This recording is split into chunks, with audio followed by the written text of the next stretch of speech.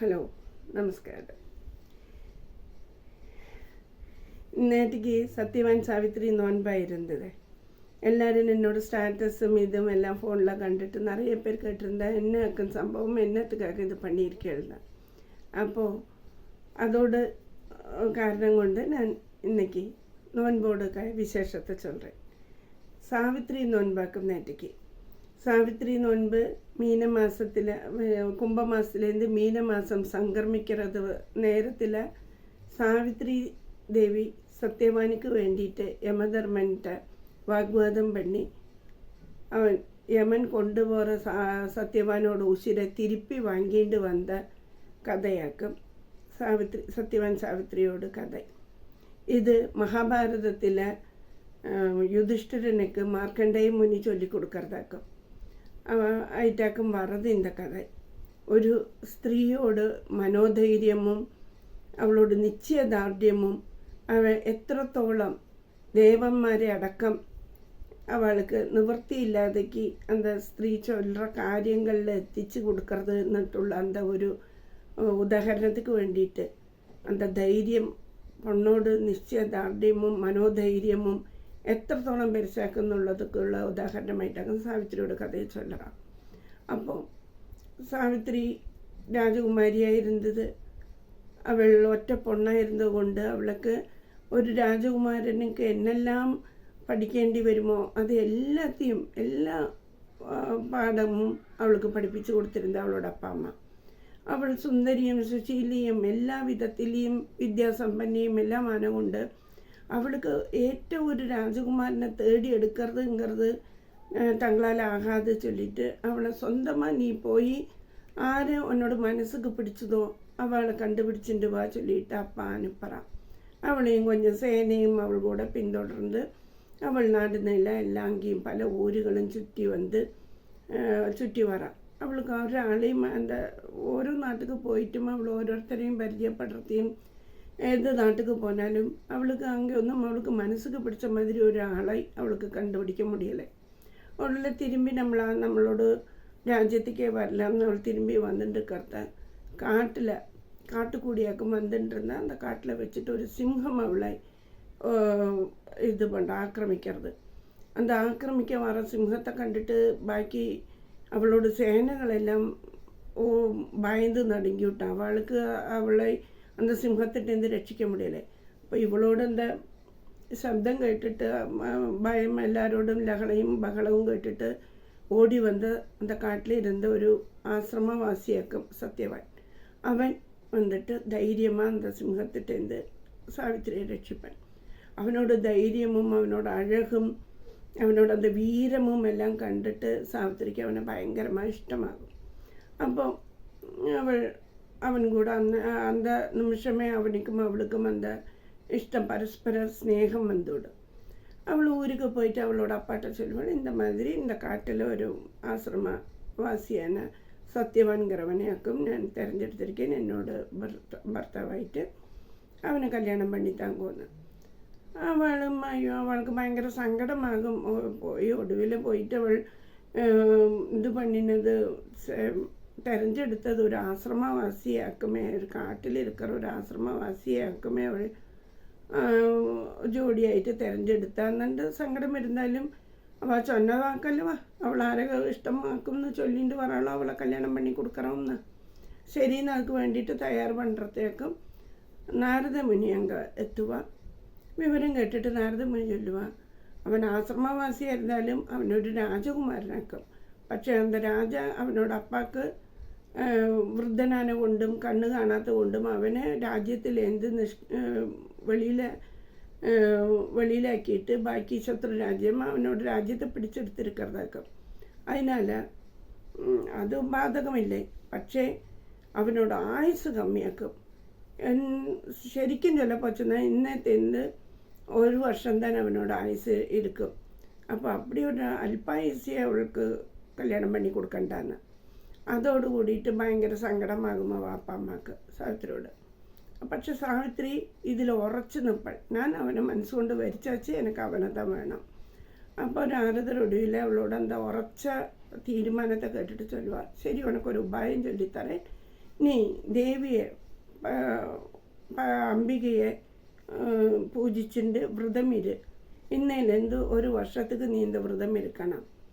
அம்பிகை அவனோட விரதத்தில் சந்துஷ்டியாகி நீ செய்கிற பூஜையில் சந்துஷ்டியானா ஒரு പക്ഷെ உனக்கு அவனோட அந்த அல்பாயுசம் மாற்றி கிடைக்க முடியும். அதனால் நீ இந்த விரதம் இதை சொல்லிட்டு இந்த പൂജയും ദേവിക്ക് ചെയ്യേണ്ട പൂജയും കാര്യങ്ങളും എല്ലാം ചൊല്ലിക്കൊടുപ്പാ എപ്പടിയാക്കും பண்ணണം என்ன பண்ணணும்னு. അന്നേലേന്ത് സാവിത്രി அந்த പൂജയ്ക്കും വ്രതത്തിക്കും ആരംഭിപ്പോൾ അവൾ 365 ദിവസം ചൊല്ലിയിരിക്കാളെ ദിവസത്തോട് കണക്ക് തിരിയണമേ ചൊല്ലിയിട്ട് அந்த 365 ദിവസത്തേക്കും വേണ്ടിയിട്ട് ഒരു കല്ല് ശേഖരിച്ച് വെച്ചപ്പോൾ കുറേ കല്ലുകളെ 365 കല്ലുകളെ. എന്നിട്ട് ഓരോ ദിവസവും പൂജയും വ്രതവും அந்த பூஜையும் കഴിഞ്ഞാൽ அந்த ஒரு கல் எடுத்து போடுவாள். அப்படி அவள் ദിവസം எண்ணிட்டுக்க அவளோட கல்யாணம் எல்லாம் கழிஞ்சது சாவித்திரி காட்டுக்கு வந்து சத்யவான் கூட ஜீவிக்க தொடங்கினா. எனக்கு இப்படி விரதம் இருக்குது, நான் இந்த விரதம் பண்ணணும் ஒரு வருஷத்துக்கு. என்னதுக்கு அல்ல அவங்களையே கல்யாணம் பண்ணி தரணும்னு சொல்லிட்டுள்ள, அவங்களே கணவனாയിട്ട് கிடைக்கணும்னு சொல்லிட்டுள்ள அந்த ஒரு இதுக்கு വേണ്ടിയിട്ട് പ്രാർത്ഥനയ്ക്ക് വേണ്ടിയിട്ട് ദേവിക്ക് ഞാനൊരു വഴിപാട് വെച്ചിട്ടുണ്ടാക്കും, അത് ചെയ്യണം. ശരി ചൊല്ലിയിട്ട് സത്യവാനും അതുക്ക് സമ്മതിച്ചിട്ട് അവൾ அந்த പൂജയെ തുടർന്നുണ്ടെങ്കിൽ ചെയ്തിട്ടിപ്പോൾ അവളിൽ 365 ദിവസം വരും. ഒരേ ഒരു കല്ല് தான் ബാക്കി.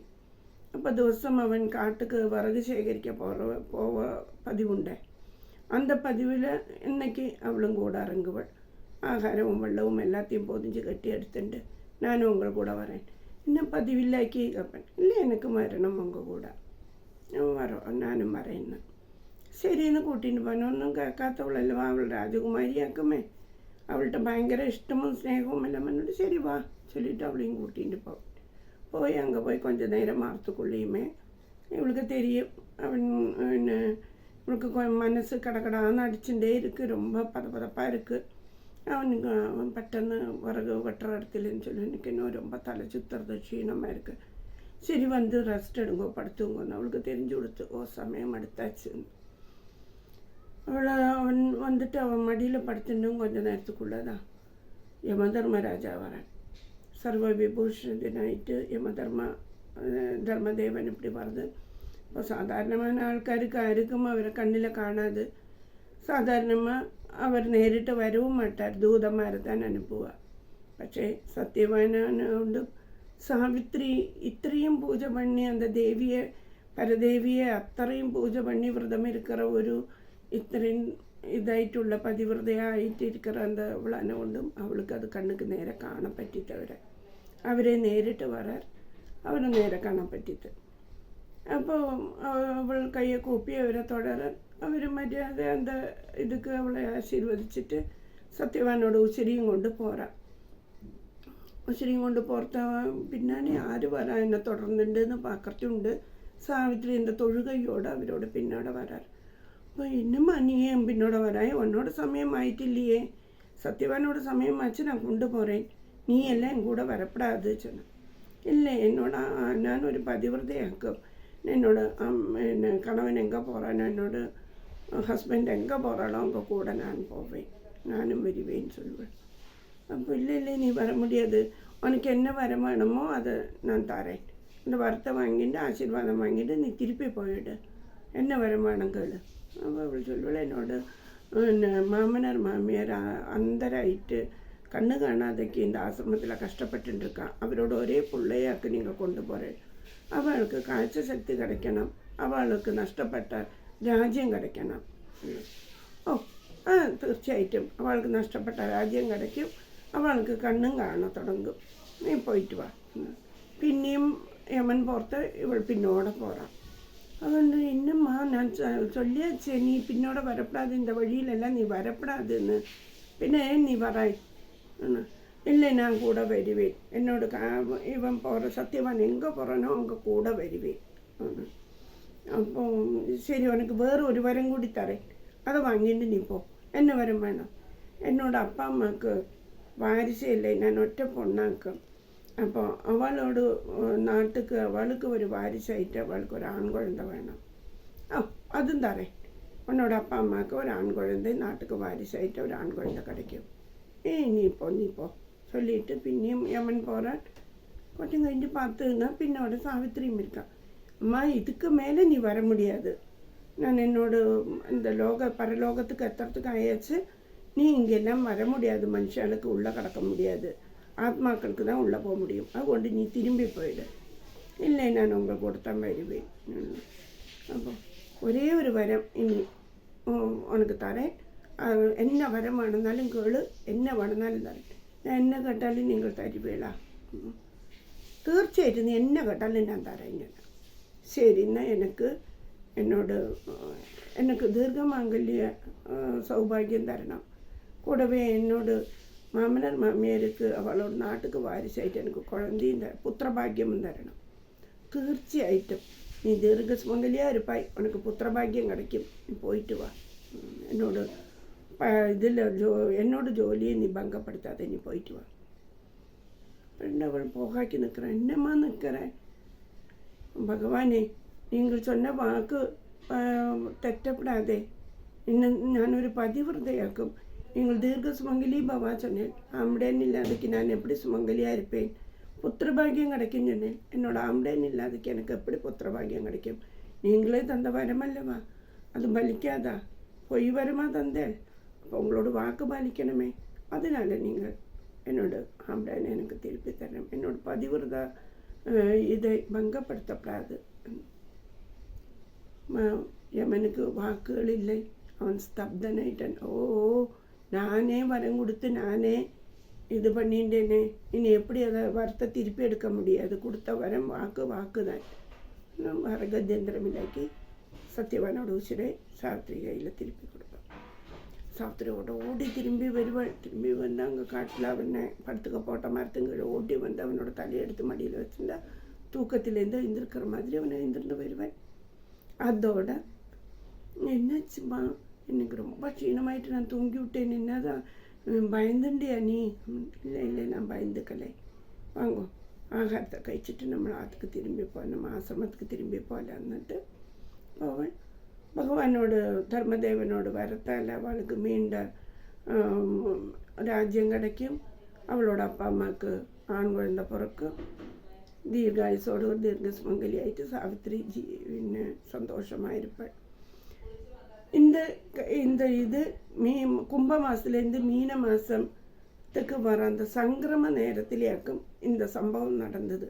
அதனால இப்போவும் எல்லா மார்ச் மாதமும் கும்பத்திலேருந்து மீனத்துக்கு மாதம் மாறுற அந்த சங்கிரம நேரத்தில் நாங்கள் எல்லாரும் இந்த சாவித்திரி நோன்பு நோத்துண்டு கழுத்தில் மஞ்சள் சரடை கட்டிண்டு நாங்கள் இந்த நோன்பை நோக்கிறோம். எல்லாரோடும் தீர்க்க சுமங்கலியாக இருக்கிறதுக்கு வேண்டிட்டு பிரார்த்தனை பண்ணிட்டு இந்த நோன்பை சாவித்திரியை பூஜை பண்ணி நாங்கள் செய்கிறோம். அதாக்கும் இந்த நோன்போடு கதை. எல்லாருக்கும் நமஸ்காரம். எல்லா பெரியவாளோடும் ஆசீர்வாதம் எனக்கும் வேணும், என்னோட குடும்பத்துக்கும் குழந்தைங்களுக்கும் எல்லாருக்கும் வேணும். நமஸ்காரம்.